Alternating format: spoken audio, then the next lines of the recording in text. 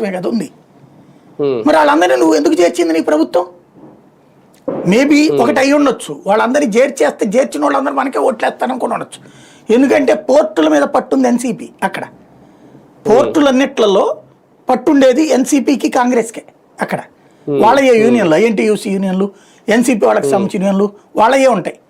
ఉద్ధవ్ థాకరే వాళ్ళకి కూడా పట్టు తక్కువ అక్కడ, బీజేపీకి కూడా పట్టు తక్కువ అక్కడ. అక్కడ వ్యాపారాల మీద పట్టు శరద్ పవార్ది, పోర్టుల మీద పట్టు వాళ్ళయే, శరద్ పవార్ వాళ్ళది. కాబట్టి వాళ్ళే చేస్తారు అక్కడ బేసిక్గా. అక్కడికి వచ్చిన కూలీలందరినీ చేర్చి ఉండొచ్చు. కాకపోతే సహజంగా ఏమనుకుని ఉండాలి వాళ్ళు, వాళ్ళ ఓటర్లే, అంటే వాళ్ళు ఓటు చేర్పిచ్చారు కాబట్టి వాళ్ళ ఓటర్లే అనుకుని ఉండొచ్చు. వాళ్ళు ఒరిజినల్గా మైండ్ సెట్ ఎక్కడెక్కడ, ఇప్పుడు ఫర్ ఎగ్జాంపుల్ ఆంధ్ర నుంచి వెళ్ళినోడికి అక్కడ బీజేపీ నచ్చి ఉండొచ్చు, తెలంగాణ నుంచి వెళ్ళినోడికి బీజేపీ నచ్చి ఉండొచ్చు, లేకపోతే ఒరిస్సా నుంచి వచ్చినోడికి బీజేపీ నచ్చి ఉండొచ్చు, వాడు అటేసి ఉండొచ్చు కూలీలు అయ్యి. కాబట్టి అట్లా జరిగింది అక్కడ. దాన్ని ఆ ఫెయిల్యూర్ని అతను ఏం చేస్తున్నాడు, ఈ పాయింట్ చెప్తున్నాడు, ఏది ఓట్లు చేర్చడం వలన.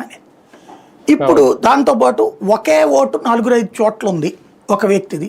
ఇదేందయ్యా అంటే మనకి దాన్ని ఏమంటారంటే డిటెక్టివ్ ఏజెన్సీల టైప్లో కొన్ని కన్సల్టెన్సీ సర్వీసెస్ ఉంటాయి. వాళ్ళు ఎవరో కుర్ర టీంకి ఎవరికో అప్పచెప్పినట్టున్నాడు. వాళ్ళు కొన్ని ఇర్రెగ్యులారిటీస్ చూపించారు. ఆ ఇర్రెగ్యులారిటీస్ని పట్టుకుని అణుబాంబు, హైడ్రోజన్